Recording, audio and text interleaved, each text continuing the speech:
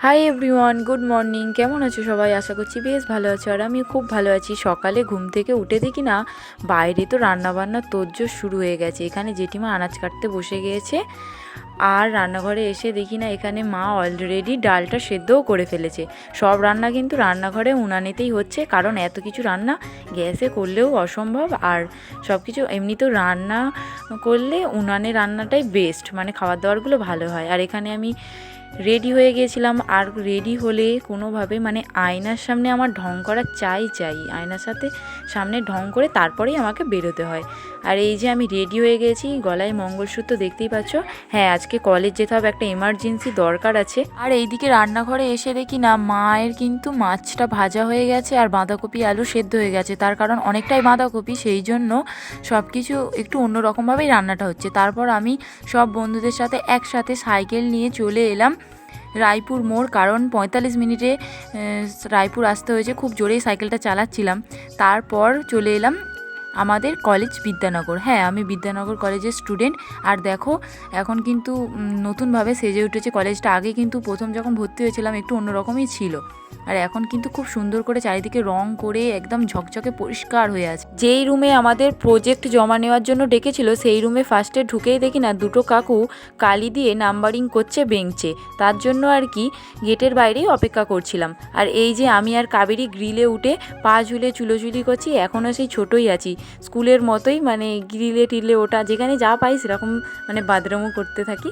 তারপর কিন্তু একটু প্রজেক্টগুলো ঠিকঠাক করে নিচ্ছিলাম। আমরা যতই ভাবি আগের দিন সব প্রজেক্ট কমপ্লিট করে আসবো, না, আমাদের কলেজে এসে কিছু না কিছু ঠিক করতেই হবে।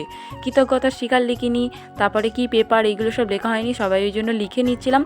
আর এই দিকে দেখো সব বন্ধুরাই আজ ফাইনালি তো প্রজেক্ট জমা দিলাম। আর রুমটা দেখলে তো কত বড়, একদম শেষ প্রান্ত পর্যন্ত কিন্তু ভরে গিয়েছিল, কারণ আমরা অনেক স্টুডেন্ট। আর কলেজ থেকে বেরিয়ে দেখি না ফুচকা কাকু আমাদের জন্য ফুচকা নিয়ে ওয়েট করছে। বেশ আলুটা ঝাল ঝাল করে অনেক কাঁচা লঙ্কা দিয়ে মেখেছে, আর এই যে ফুচকা দিয়ে দিয়েছে টপ করে, গালের মধ্যে ভরে দিলাম। আর তোমাদের তো বলাই হলো না সকালে এত আয়োজন কেন হচ্ছিল। হ্যাঁ, আজকে আমার দিদির স্বাদ ছিল, তো বৌদি এখানে খাইয়ে দিচ্ছিল, আর মাই সব রান্নাবান্না করেছে, তোমরা তো দেখলেই। এখানে ভাইপো, ছোটো ভাইপো দিদির কোলে বসেছিল, কারণ খুব ছোট বাচ্চা ছিল না সেই জন্য। আর বঞ্জি সাইডে বসেছিল, তো যা যা রিচুয়ালস করে নিচ্ছিল। আর বৌদি এখানে সাজিয়ে গুজিয়ে দিদিকে খেতে দিয়ে দিয়েছিল। আর তোমরা দেখেই নাও মেনুতে কী কী আছে। আর এখানে কিন্তু এক থালা পায়েস দিয়েছিল। আমি পরে বৌদিকে বলছিলাম যে এত পায়েস কেন দিয়েছে, কারণ কি নিয়ম আছে, ঠিক আছে, এক থালাই দিতে হয়। দিদি এখানে টুকটুক করে খেয়ে নিচ্ছে, আর আমারও পেটে ডন দিচ্ছে। আর এই ভিডিওগুলো কিন্তু বড় ভাইপো করে রেখেছিল, আমি মানে একসাথে অ্যাড করে দিলাম। এমনিতে সকালে ভাত খেয়ে কলেজ বেরোই, তো ভাতটা আর পাইনি, কারণ এত কিছু রান্না হচ্ছিলো বলে। সকালে মুড়ি খেয়ে বেরিয়েছিলাম, আর বাড়ি আসতে আমার 3টে বেজে গিয়েছিলো। তো এসে সেঁটে পড়ে সব কিছু দিয়ে খাইনি, মাংস ভাত এইসব দিয়েই খেয়ে নিলাম। তারপর কিন্তু পায়েসটা টেস্টিং করেছিলাম, মোটামুটি আমার খুব একটা ভালো লাগেনি, মা পায়েসটা একদমই ভালো পারেনি। তো পায়েসটা মুখের মধ্যে ভরে দিয়ে তারপর কিন্তু চাটনি দিয়ে পাঁপড় মেখে খেয়ে নিলাম। আর এই যে নলেন গুড়ের মিষ্টি সবার খেয়ে নিয়ে লাস্ট গুরুন্দি পড়েছিল, আমার ভাগে 2টো পড়েছে, তো 2 পিস আমি খেয়ে নিলাম। তো চলো আজকের মিনি ব্লগটা এতটুকুই। কেমন লাগলো অবশ্যই জানিও, আশা করছি তোমাদের খুব ভালো লাগবে। যদি ভালো লাগে তাহলে ভিডিওটাতে লাইক করে দিও। যদি ফেসবুক পেজ থেকে দেখো তাহলে পেজটা অবশ্যই ফলো করো।